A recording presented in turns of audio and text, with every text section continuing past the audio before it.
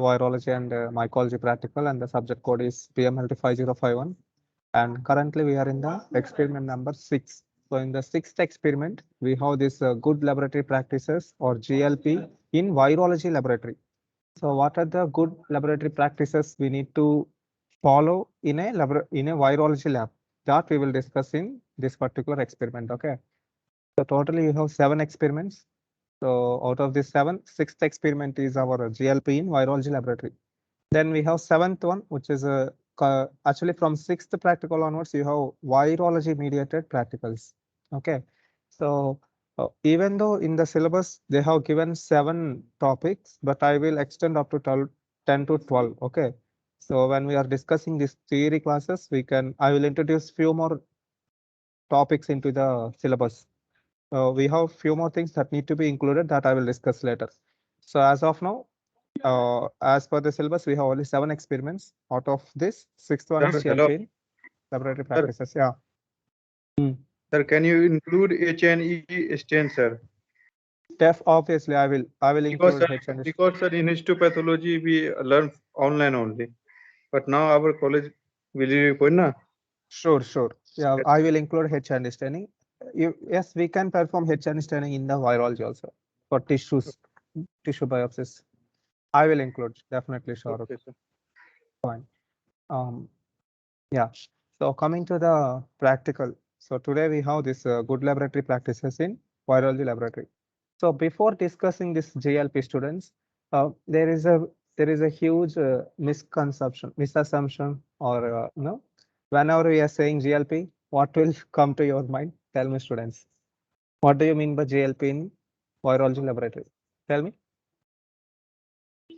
What do you mean by good laboratory practices? Sir, gloves. All the people. Here, Mask. PPT,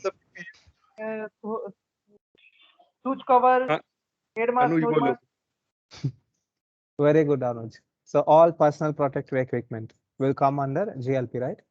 See, students, there is a clear difference between these two terms. Listen to me very carefully. One is laboratory safety rules and regulations. Laboratory safety rules. So in the lab safety, we will get all these parameters. You should wear your PPE. You should wear your gown and good behavior, not talking in the lab, not eating in the lab. All these will come under lab safety rules. Okay, these are the laboratory safety guidelines. Then good laboratory practices means actually this lab safety is a part of GLP, but GLP doesn't mean always PPE. Is that clear for you? Whatever you are thinking, the PPE and these things is just a part of good laboratory practices. So overall GLP means it is the overall maintenance of the laboratory. Overall monitoring of laboratory includes in good laboratory practices. So not only your PPE, but also the environment, the work process, everything will be included in the good laboratory practices. So the main agenda of GLP is whatever steps, whatever things we are doing in the laboratory, that need to be recorded. That must be done in a way where we can able to record it. We can able to track the process in the laboratory, starting with your leaving chappal outside the laboratory. So if you wear any shoes or chappal, you will scan this. If you keep outside, we need to maintain a log of your footwear also. How many people left their sandals outside? How many people wore those covers to their shoes? Everything need to be monitored. Only when we are monitoring each and every small step in the laboratory, then we can able to track the overall process in the laboratory. That can be as simple as your refrigerator temperature. So if you have a refrigerator in the laboratory, means you need to keep a sensor to it, and you need to constantly get the log, constantly get the data of the refrigerator temperature conditions. You need to monitor even your refrigerator temperatures. You need to monitor every step in the laboratory. how to monitor these will come under, as a whole, it will come under GLP. So the main agenda of GLP is to monitor each and every step of the laboratory. So safety guidelines is a part of GLP. GLP is a part of quality control. So these are the branches. Yes, yes, Kajal. I will make you as attendee, mate. Now no one can remove you. Okay, Kajal. So what I'm saying is, yeah, these all will fall under the umbrella of this quality control, students. So quality control or quality assurance will be the top. Then after quality assurance, how you can assure your quality means by maintaining good laboratory practices. So good laboratory practices means here you will try to monitor each and every step of the laboratory. Okay, practices, you can able to monitor the practices in the laboratory. That will be GLP. In the GLP, one part will be your safety. That safety fall under PPE, okay, laboratory safety and guidelines. That will come under this uh, lab safety. Okay, this PPE fall under lab safety. So in order to maintain the quality assurance of the lab, you must have a proper practices, good laboratory practices in the virology laboratory. So I will focus on what are the essential practices that we need to acquire to work safely in a virology laboratory environment. That I will discuss in today's practical. So rather than saying practical, this is like an overview, a discussion on the practices that we can do in the virology laboratory. Okay, so the aim of today's practical is to acquire the good laboratory practices knowledge in virology laboratory. So in this lecture, I will discuss three important topics. I will discuss the GLP, the good laboratory practices. I will discuss about biosafety levels, and I will also discuss about something called post-exposure prophylaxis. I will add a note on this post-exposure prophylaxis. So prophylaxis means prevention is better than cure. So before curing, after getting disease, after curing the disease, it is better to prevent the disease in the first place. That prevention is called prophylaxis. To be precise, prophylaxis means to get vaccinated. Vaccination is a good prophylactic measure to protect the laboratory personnel from any biological hazards. So what type of prophylactic measures we can take, that I will discuss in the third part of this lecture. So I will start with the GLP, then I will end with vaccinations in the laboratory. Okay, so first let us see this GLP. What is GLP? So GLP means good laboratory practices. So the main agenda of GLP is to monitor individual step, each and every step in the laboratory. Okay, so GLP embodies a set of principles that provides a framework within which the laboratory studies are planned, performed, monitored, and archived and reported. So these things we can do as a whole, the complete laboratory process can be monitored with the help of good laboratory practices. That includes how we are performing the test, how we are planning to perform the test, how we are monitoring the ongoing test protocols, how we are maintaining the records, and how we are reporting the results will fall under this GLP. Okay, so GLP is a set of principles that provide a framework within which the laboratory studies are planned, performed, monitored, archived, and reported. So this is the generalized definition of GLP. Okay, so why was GLP created? Why do we have developed this particular framework of monitoring laboratory? Before, back in the days, when the laboratory medicine is in its infantile stage, there is no proper safety guidelines in the laboratory. There is no proper protocols to work in the laboratory environment. So they're doing whatever they can. Each and every laboratory has their own rules, their own SOPs to follow. There is no uniformity around the laboratories. Because of this ununiformity in the medical laboratories, many accidents has been reported at the level of workers, at the level of patients, at the level of doctors, at the level of reagent failure, at the level of stocks, at the level of erroneous results. At last, we are getting erroneous error reports, and the patients are dying. So there is no proper organization to restrict or to impose a particular guidelines in these laboratories. Because of lack of this strict protocols, the laboratories scattered and they are doing whatever they can. Ultimately, they are reporting erroneous results, and that causing the death of the patient.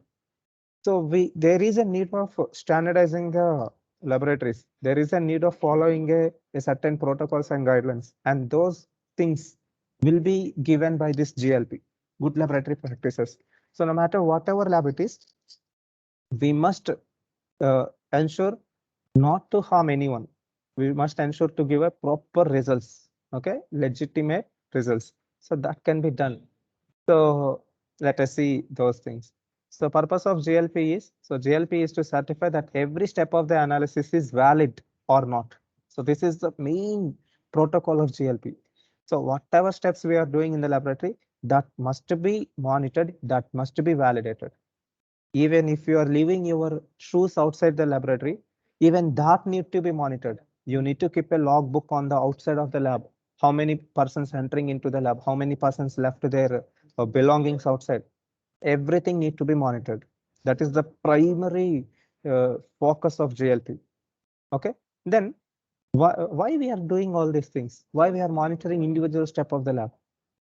To have a proper quality assurance, to have a very good quality out of the lab, to assure the quality and integrity of the data submitted to FDA.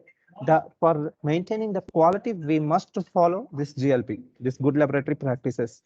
Okay. Then GLP have heavy emphasis on data recording, data recording and specimen retention. So maintaining a proper data can be achievable by following these GLP protocols, because that is the primary agenda. We need to track each and every step of the laboratory process. How we can track? By maintaining proper records. Not only maintaining records, we should also have a proper retention softwares. If we require any specific data, means we should have a system where we can able to retrieve, we can able to take the data that we want. That retrieval system also need to be uh, developed strongly in the laboratory. So even though you are maintaining records, when I'm asking if you are unable to provide me the exact data, then it's useless. Even though you have data, you are unable to give the information to me, then it will be useless. So you need to efficiently, you need to retrieve the data also. So these things will be achieved by following certain good laboratory practices. Now let us see what are those good laboratory practices. So just like the 10 commandments in the Bible, we have 10 commandments in the, or 10 principles in the GLP also. So the quality assurance organization has been given a global 10 principles to achieve good laboratory practices. So those 10 principles, including the first one is test facility organization and personnel. What are the test protocols you are following and the personals in charge in the laboratory? That is first principle. Then second principle is quality assurance program. We need to have a proper quality assurance program in the laboratory. We need to give all the facilities that are required to do the corresponding tests. If it is biosafety level 1 lab, means we need to give level 1 apparatus to the laboratory. Then we need to have a proper apparatus, materials and reagents. We need to have a proper test systems in the laboratory. We need to have a proper reference substances in the laboratory, test and reference substances. We need to have a proper standard operating procedures in the laboratory. We need to have a proper performance of the study. We need to have a proper reporting of result analysis, and we should have a proper storage and retention of records and materials. So all these 10 parameters will fall under good laboratory practices. Until now, you thought that GLP means only wearing personal protective equipment. PPE is just a tiny portion in these good laboratory practices. PPE covers only a tip of the iceberg. PPE is just a small portion out of this grand practices that includes the personals, that includes the quality programs, that includes the facilities, reagents, test substances, test systems available in the laboratory, the SOPs that we are following in the laboratory, the performance of the study, the type of reporting system we have adopted to give these reports to the patient, and the good storage and retention softwares need to be maintained. Only when you are getting all these things, then only it can be stated as a good laboratory practices. Okay, so these are the 10 important pillars of good laboratory practices. So these 10 include the following 10. Okay, so what do you mean by the first one? So the first one is steady personal responsibilities. So number of personals present in the laboratory. So some of the responsibilities of the personals include should have the knowledge of GLP principles, should able to access to study plan and appropriate SOPs, comply with instrumentations of SOPs, should able to record the raw data, should study personnel are responsible for the quality of their data, exercise health precautions to minimize risk, and to ensure the integrity of the study. So these are the responsibilities of a personnel who are working in the laboratory. Then quality assurance program. I need not to say much about quality assurance program. So this quality assurance program is we have external quality assurance and internal quality assurance. Whatever the assurance it is, we will have 3 domains. We will have pre-test quality measures, during the test protocols, and the post-test quality assurance. So these 3 must be maintained. So that is about responsibilities of quality assurance. Then facilities. Depending upon the level of the laboratory, the corresponding apparatus, instruments, infrastructure must be provided by the laboratory. Okay, suitable size, construction, location, adequate degree of separation of various laboratory rooms, proper isolation of test systems, and proper biological hazard, that means biomedical waste management, and proper storage rooms need to be proper collection rooms and storage needs to be provided by the laboratory. Okay, only upon providing all these things you can able to achieve a good standards in the laboratory. So the third principle is facilities in the laboratory. Then fourth one is apparatus, materials, and reagents. So depending upon the test protocols, you need to provide the corresponding apparatus, corresponding materials, and reagents, and you need to ensure that the apparatus are working properly, that the reagents are not expired, and you need to maintain the logbooks of individual reagent stock.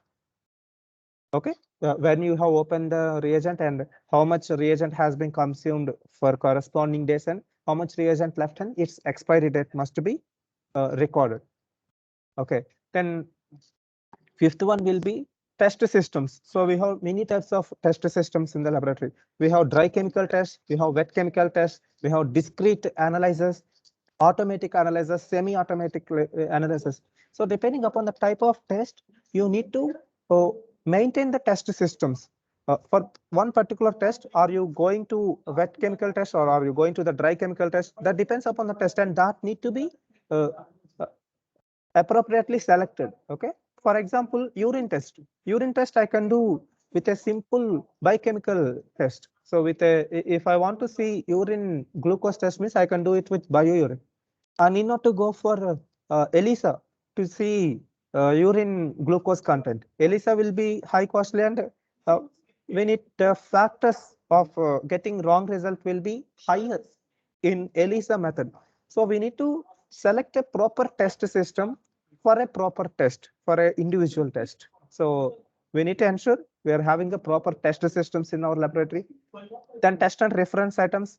So not only having equipment in the laboratory, we should also have a proper this controls and reference systems. If this is not working, means can I able to get the results with other approach? Can I able to modify the principle? So instead of chemiluminescence, can I go with any other flame photometry test?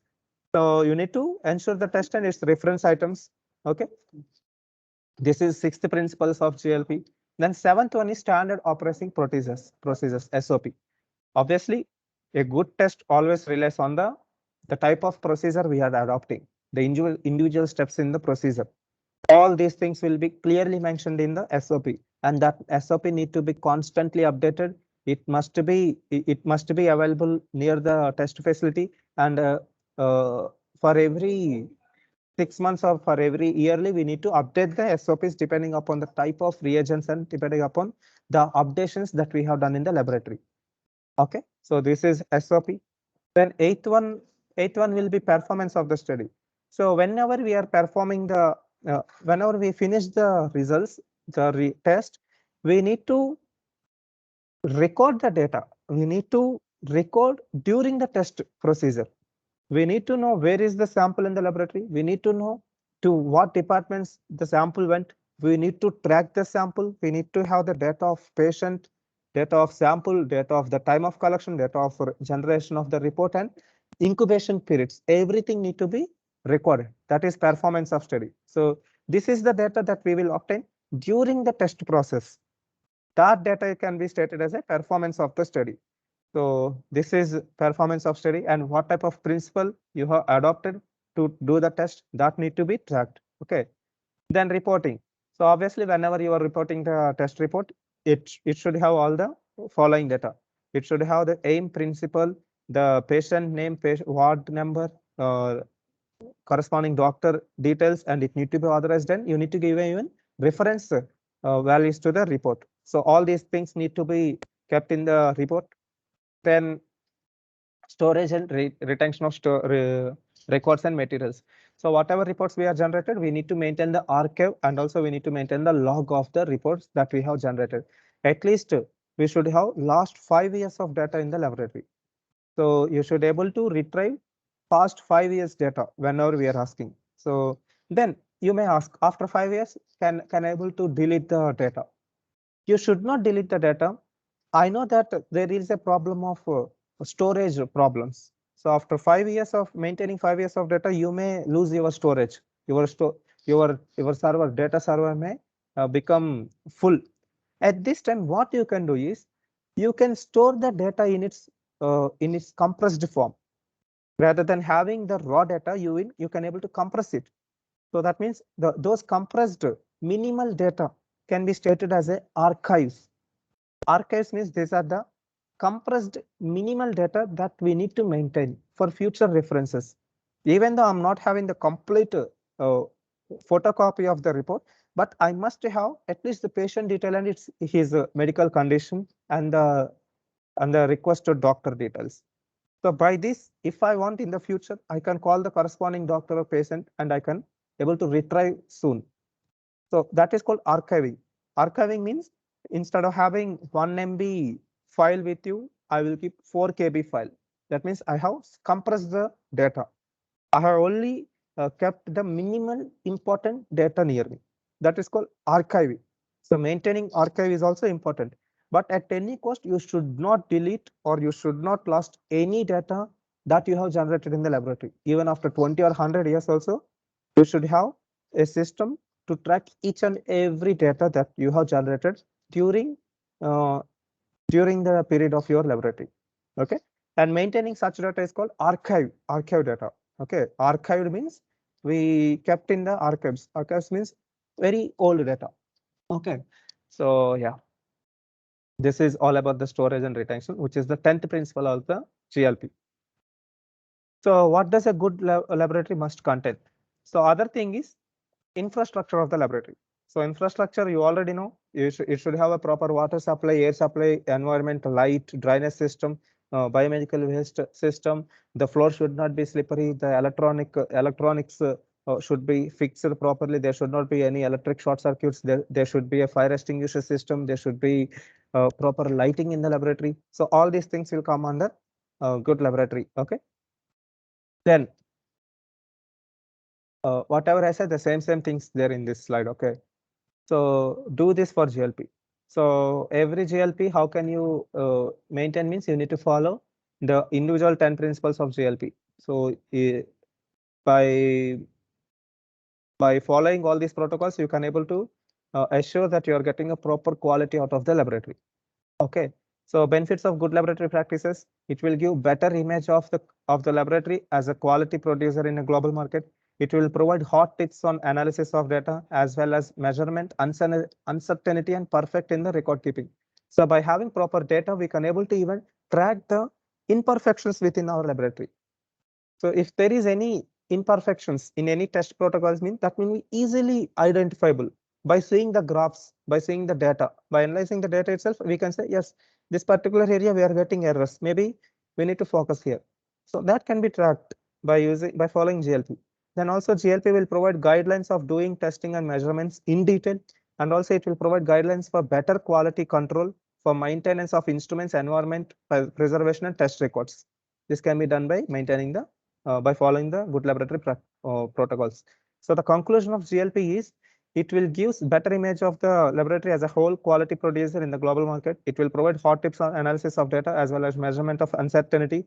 And also GLP provide guidelines for better control and maintenance of instruments, environment, and preservation of the records. Whatever we say, the same thing. Okay. So this is the conclusion of good laboratory practices. Then the second part of this lecture will be biosafety levels. So why biosafety levels matters? Because the GLP protocols will vary from lab to lab. I need not to keep a electron microscope in a simple primary healthcare laboratory. So in a simple village laboratory, I need not to keep any electron microscope. That is not necessary.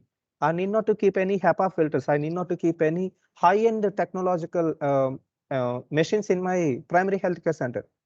In primary healthcare center, all I will do will be basic tests like TCDC, hematological studies, and we will do basic biochemical test. But I won't go for high-end microbiological tests, right? So what type of what is the level and what are the basic requirements in individual levels that we need to know? According to the biosafety level, we need to go for the infrastructure and we need to select an appropriate GLP protocols. Okay, so first let us see the types of levels we have in a laboratory. So there are totally 4 levels of biosafety levels. Mycology virology, sir, BMLT 5051.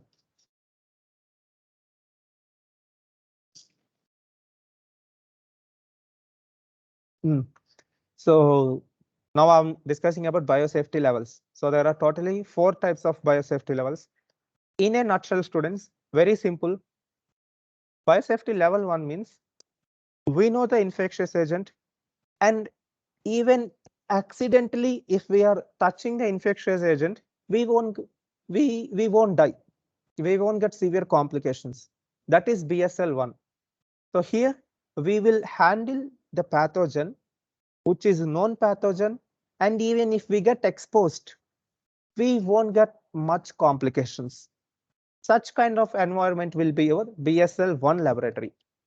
The best example of BSL1 labs are our college labs. So whatever we have our labs, our TNB, our 524, our 520 labs, these labs, the whatever samples we are handling in these labs, they are not much harmful. That doesn't mean you should not follow PPE, you should not follow GLP, you should follow GLP, but there is a minimal risk with BSL1. Okay, so this particular is called BSL1 laboratory. Then second one is BSL2. So in the BSL2, what we will do is we know the infectious agent, and we know that if we are not following GLP, we will get risk. There is a risk of getting infection. That will be GLP2, good laboratory BSL2, biosafety level 2. So in the biosafety level 2, we will handle infectious agent, and if you are doing any mistake, definitely you will prone to infections. Okay, so that will be your BSL2. Then BSL3.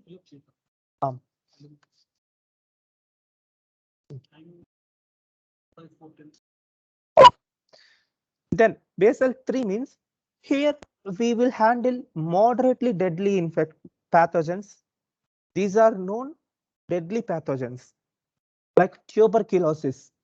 TB is a deadly bacilli. You will get lung infection spontaneously. If you get exposed, means game over. You will get a tuberculosis infection, lung infection. So it is moderately risk, and you must follow a strict GLP protocols.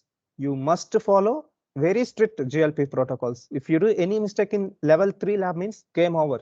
Your life will be in risk. So that will be level 3 laboratories. Level 3 laboratories will be only in high-end organizations. So level 3 laboratory requires almost some 1 crore infrastructure to maintain level 3 laboratories. Usually research centers will be this level 3. Then last and final will be level 4 laboratories. So level 4 laboratories means We don't know the infectious agent and it is highly deadly. It is causing global consequences. Such level pathogens will be dealt in the level 4 laboratories. For example, in the beginning of COVID-19, we don't know what is this virus. We don't know any properties of this virus. And because of this virus, millions of people are going to die. We don't know any properties of this pathogen and there is a high risk of thing. Okay, so that kind of pathogens will be dealt by level 4 laboratories. Okay, so level 4 will be super end laboratories. So to access work environment in the level 4 lab, you must go through 7 rooms. In the starting room, you will remove all your clothes. In the second room, there will be fumigation. In the third room, you need to do bathing with sterilized agents. Then in the fourth room, you should wear a suit. In the fifth room, they will give you oxygen, a specialized oxygen supply to your suit. It will be like you will look like an astronaut in level 4 laboratory. Okay, astronaut working with deadly samples. So only then you will enter into your working place. It will take almost 2 hours to enter into your working bench in level 4 laboratories. So level 4 laboratories will be maintained by nations. So they will be nation level laboratories. Not some nations can't even afford to keep level 4 laboratories actually.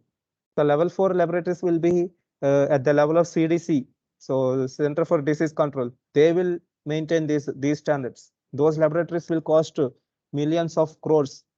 They will be they are the higher end laboratories. For example, if we are bringing any samples from Mars or Moon, when the astronauts bringing any samples from other planets means we don't know. We cannot say there is nothing in those samples. There might be some pathogens, some super aliens. We don't know. So those need to be dealt only in the level 4 laboratories. So this is a very extreme example, but that is what level 4 laboratories are meant for. There we will analyze a very deadly pathogens. Pathogens that we don't know any properties, but they are deadly in nature. Those pathogens will be dealt at level 4 laboratories. And why we are discussing biosafety levels in virology? Because we don't know when and how there is a chance of getting a new viral disease out of nowhere. And we may don't know any properties of that virus and people will start dying like hell. Just like the preliminary dates of our COVID-19. The people started suspecting ongoing unknown virus spreading among the community and we don't know what are its properties. Now we know it is a corona, but in the beginning we don't know what type of virus it is. We don't know either it is a DNA or RNA, either retro. We don't know any properties of those viruses. So at that time, we dealt this virus in level 4. Then we came to level 3. So even now, we are dealing COVID samples only in level 3 laboratories, not even at level 2.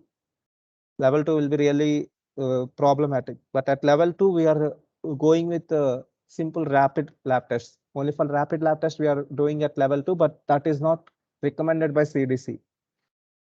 Due to advancements in the safety protocols of this COVID tests, like this rapid test development, we have done a huge task at minimizing the risks of COVID-19, but still COVID-19 must be done. These tests must be done only in the level 3 laboratories.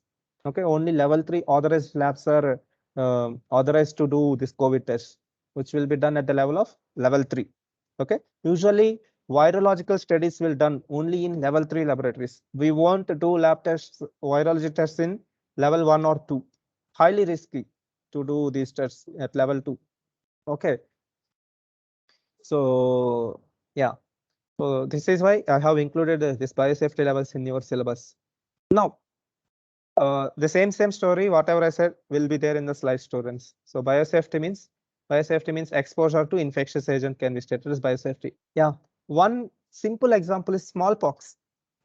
You will think that smallpox is not a deadly, but if you are getting high exposure to smallpox means you will die within weeks, even though you are vaccinated. If we smallpox is highly infectious in nature. If you get smallpox, game over. Within 10 days, you can say goodbye to everyone. That much level deadly is smallpox. So whenever we are working with viral samples, you need to have a maximum protection if you are going for any virological studies. Okay. So if you see the history, most of the due to lack of knowledge on viruses, most of the deadly viruses came from laboratories because of lack of proper safety guidelines. These viruses became a localized epidemics and endemics because of this laboratory negligence. Then only we came to know the importance of biosafety levels, and we came to know that in what level we need to do what types of tests, especially virological tests. So yeah, that is why now we are focusing mostly on levels whenever we are dealing with any viruses, because laboratories are the primary sources of contamination in the community. If you do any small mistake in the lab, if the virus somehow escaped into the community means that's it, game over. It will spread like hell. Where is China? Where is India? Where is Delhi? Where is HR market, or where is our GU? From China to GU, it came just by spreading through people. So never underestimate these micro terrorists. I can say terrorists, no? They can infiltrate through nations. They can cross boundaries. Very smart organisms, viruses. Yeah. So that's it, students. So in the BSL 1, it is suitable for work involving well-characterized agents such as known disease-causing agents. Okay, it have a in these laboratories, minimal protection is enough. So access limited when for work in progress. Basic precaution need to be taken, like wearing PPE. Then lab is not necessarily separated from building. Lab can be kept within the building, and we should not eat, drink, apply cosmetics. That is basics. Okay, and openable windows must have screens, and regular disinfection and decontamination must be done in biosafety level 1 laboratories. So few examples of non-pathogenic microorganisms are E. coli, Salmonella, and B. subtilis are few things. Then BSL2. So in the BSL2, there is a risk of getting infections. Okay, so human diseases can occur through BSL2. So biohazard symbol must be kept in the entrance. The persons entering into the laboratory must be restricted. You should not eat, drink, do dance or anything in the laboratory. You should write any spills or accidents immediately. You should track the accidents, and you should keep a biosafety cabinets, biosafety management. Okay, biomedical waste management in this particular laboratories, and you should not come outside the laboratory without leaving your belongings inside the lab. That means after working with your apron within the laboratory, you should not bring that apron to outside. That may spread some infections. So you should leave all your belongings within the laboratory. So few examples of pathogenic microorganisms, including hepatitis A, B, C, herpes simplex virus, and measles virus. Okay, so these are our common labs which we will work in our day-to-day basis on outside. So that is usually BSL2. Then BSL3 will be highly infectious. So highly infectious pathogens will dealt in the BSL3. So in the BSL3, we should have a negative pressurized rooms. It should have HEPA filters. HEPA filters means HEPA, high efficiency particulate air filters must be there, and people entry must be severely restricted. It should have a proper protocols on maintaining the personal entry and the pathogen, and it should have a proper biomedical waste disposal, and we should track each and every moment within the laboratory tasks. Okay, so this is our BSL3. So research laboratories will be at BSL3. So when I'm working with tuberculosis in ICMR, it is a BSL3. So literally they are dealing with the actual TB, the bacilli that will cause TB. So there, you need to be very cautious when you're working in the BSL3. Then last and final will be BSL4. So BSL4, as I said, to enter into the lab itself, it will take almost 2 hours of procedure. You need to do a fumigating procedure. You need to wear a sterilized cloth. You need to go for 2 to 3 baths, and then only you can work with a negative pressurized suit. So this is the level of precautions we need to take in the BSL4 laboratories. Okay, so very dangerous pathogens will be dealt in this BSL4 laboratories. So before Corona, we got a epidemic, a localized outburst of Ebola virus in the regions of Africa. So when we got this Ebola virus viral breakout, immediately we identified the virus only at level 4. You can see some pictures in the online that people wearing these kind of clots and they're dealing with patients who have Ebola virus. So this is the level of protection we need to take when we are dealing or when we are working in the level 4 laboratories. So this is all about biosafety levels. Okay. So level 1 is least safe. Okay. Level 1 need to be less dangerous and level 4 is more dangerous. Okay. So these are biosafety levels. Then even after taking many safety precautions when we are working in the laboratory, still there is a chance of getting infection in the laboratory. If you are working with hepatitis sample, unfortunately, if the test tube broken and you got infected by hepatitis means what we need to do. There are 5 pathogens or pathogenic infections that a laboratory personnel can expose. Those pathogens include malaria, HIV, hepatitis C, hepatitis B, and syphilis. No matter how many precautions you take, these are the common infections that present to the people. And these are the infections that present in 70 to 80% of blood samples, patient blood samples. Even after taking all the safety precautions, still there is a high risk of getting these 5 infections to the laboratory personnels.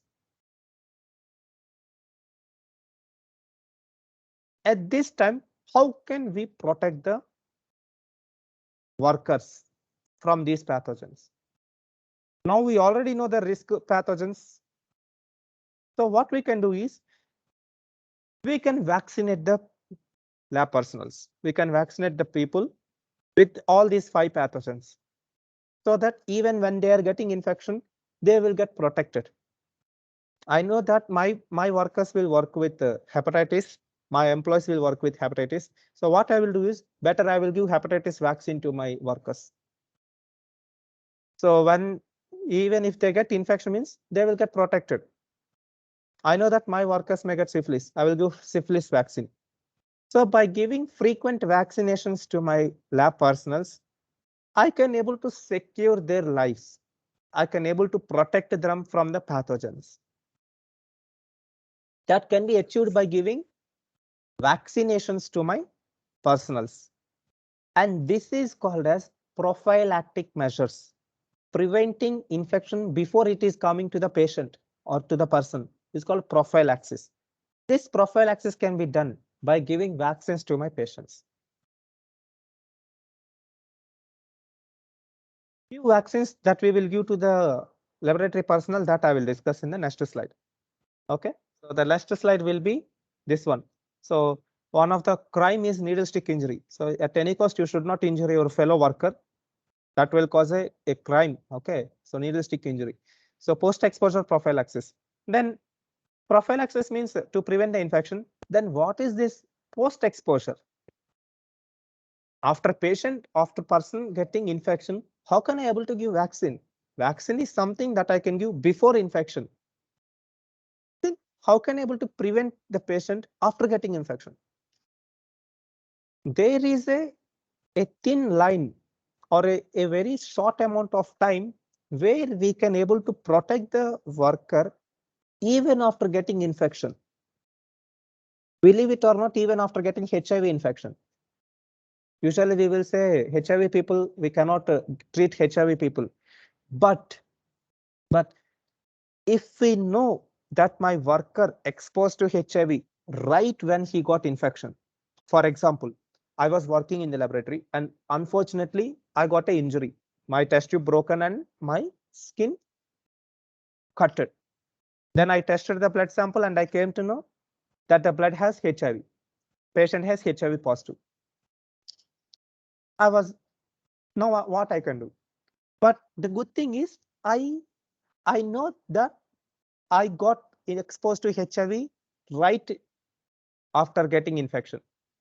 So within 1 to 2 hours, I got HIV positive. I came to know that the blood has HIV. Now what I can do is the viral load will be very less. In this time, what I can do is I can take retroviral therapy, or it is called ART therapy. ART means antiretroviral therapy. If I take antiretroviral therapy for 6 months after I'm getting infection, after getting on the day 1 onwards, day 0, it is called day 0. That means the day of infection. From day of infection, if I take HIV drugs, ART, antiretroviral drugs for 6 months means I will get clear from HIV. This is only possible when we know the exposure on the 0 day, on the first day. Such treatment is called post-exposure prophylaxis. Even after getting infection, still we have a short period of time where we can able to save the patient, the suspect life. Even for HIV, we have treatment. Okay, such a treatment is called post-exposure prophylaxis. Okay, so it is a preventive treatment which can be given to a patient who was which can be given immediately after the soon after infection. Can be stated as a post-exposure prophylaxis. I don't know whether I said my one of my friend's story to you or not. So when I'm studying my BSc, we need to do a mandatory internships in the hospital, in a government hospital. So when we are working, one of my friend, unfortunately, he dropped a test tube and he got injured to his leg. And when we did the test, we came to know that it is a hepatitis positive sample, hepatitis B positive sample. And he started crying because now he came to know that he was exposed to a hepatitis blood sample. There is a high chance of getting liver cirrhosis in the future, in the near future. So he started crying. But there is one good thing. We can give anti-hepatitis B antibodies within 24 hours to the patient to save his life. If you give this particular vaccine within 24 hours, this serotherapy within 24 hours to the patient means he need not to take any hepatitis treatment. But the problem is it is 20,000. The injection is 20,000 and we don't have that much money. So immediately we notified this to our lab manager, to the ma'am, and she has given 10,000, and our friends, we gathered some 10,000 somehow. So by the evening we got the money. The next problem is the sample is in Hyderabad. That means it only flight journey, only through flight we can able to get it within 24 hours. So but somehow we succeeded at getting the vaccine at right time. So within 17 to 18 hours we got the vaccine and we have given vaccine to our friend.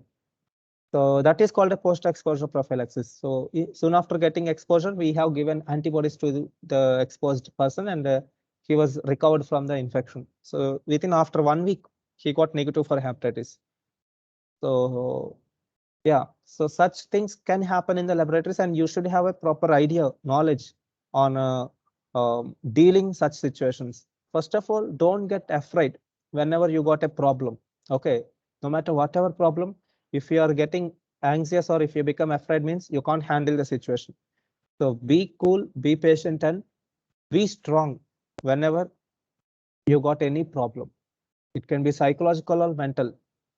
Okay, only when you are stabilized, then only you can handle it. So this is my my wise suggestion to you. Okay, so don't get freaked out when you are in a problematic situation. Stay cool, be confident, and handle the situation. Don't give up. Okay. So some of the agents that we will get infection are rabies. So we have rabies vaccines, we have tetanus vaccines, we have HIV post-exposure prophylaxis like ART treatment. So within 2 days, within 72 hours of exposure, if we give this ART treatment means we can able to keep the person alive. Okay, within 4 weeks, within 1 month, you can able to clear the virus from the body. Then we have post-exposure prophylaxis for hepatitis B, C, and prophylactic immunization can also be given to the patients. Okay, so we have two types of immunizations like passive immunization and active immunization. So the type of immunity we have given to our friend is passive immunity. We have given antibodies to my friend to save his life. Okay, so rather than this, we have active immunizations. So active immunizations, we have the following things that have come. So immunization to healthcare workers. So what are the vaccines that we can give to healthcare workers?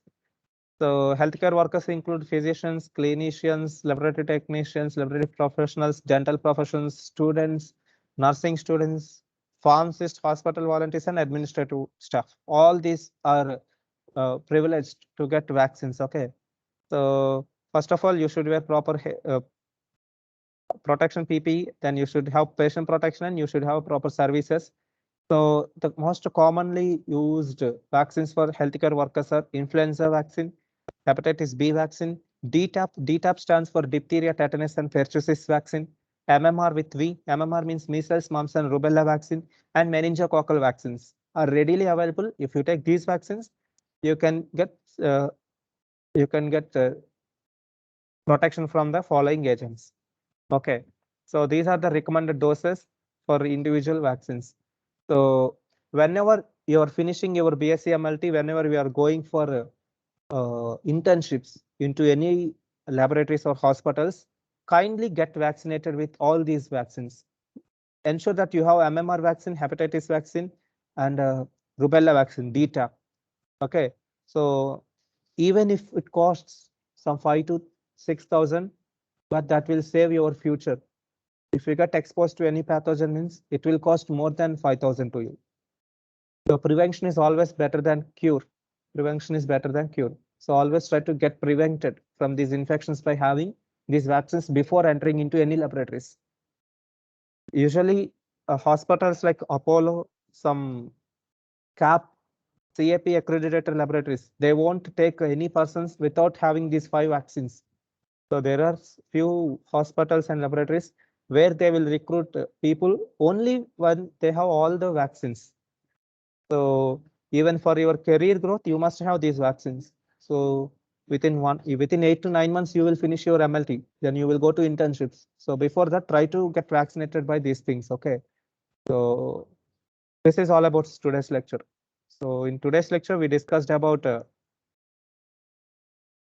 GLP, biosafety levels, and profile access. So GLP means this is the good laboratory practices that we can follow in the virology lab.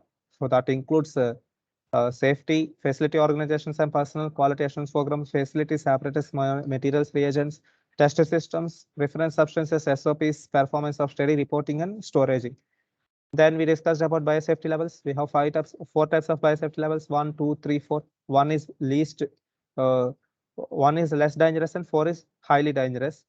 Then we discussed about the vaccines, common vaccines that are present to safeguard the healthcare workers. So those vaccines include influenza, hepatitis B, hepatitis C, DTaP, diphtheria, tetanus, pertussis, measles, mumps, rubella, and meningococcal vaccines must be taken. Okay. So this is all about today's lab. Thank you very much. If you have any doubts, you can ask me, students. I hope not. Can I end this session? I have already. Hello, sir. Yes, Shahrukh. Sir, we need to write from this PDF or 3-page PDF in lab. You can write only lab manual. I sent experiment number 6 lab manual. That is Yes, enough. Just 2 You need pages. to have 60 pages, sir. You need not to write slides. It will Okay? cover Don't write all the PPT. topics. No need, no need. This is just for taking class. One more thing, sir. Hmm. Sir, you told us we need to take hepatitis vaccine within 24 hours. Hmm. Sir, can we take same HIV? Is there any HIV vaccine for No, those no, who it, contaminated with not yet so far. There is no only vaccine for for HIV. hepatitis? Hmm? Only for hepatitis? Or Only any for hepatitis, and we have hepatitis and this one, MMR. Measles means mumps and measles, rubella. yes. MMR vaccine you can take. Usually, you may already taken MMR and DTaP when you are child. Everyone, we will get a MMR vaccine and even polio vaccines. But even after getting vaccinated, still there is a risk of getting infection. That is why these following vaccines are recommended for healthcare workers. Okay, so there won't be any problem of taking vaccines. You will get mild fever, which is fine. At your age, you can able to handle every pathogens. Even though you are getting fever for 1 or 2 days, that is fine. Okay, there won't be any risk to your life. So you can safely take these vaccines for your future. Okay, not only for you, this will safeguard your family also. Okay, if not, you will become a silent carriers. So at least by keeping your parents and your family beloved members safety, you must follow GLP. Don't show any negligence in the laboratory environment. You may be safe, but your elder parents, elder people, they will be risk because of you. So at least think about them when you're working in the laboratories. Don't be childish in the labs. Okay, I'm telling it seriously, even though I'm calm. Okay, so thank you very much, students. Sir, thank you, sir. Yes, sure. See you. Thank you, sir. Yes, Kaushal. See you. Please Thank write you, this. sir. Yeah, please write this in the records. Okay, this sixth experiment. I will share Okay, the sir. PDF again. Thank you very much. Okay, sir. Okay, thank you, sir. Yes, Kaushal.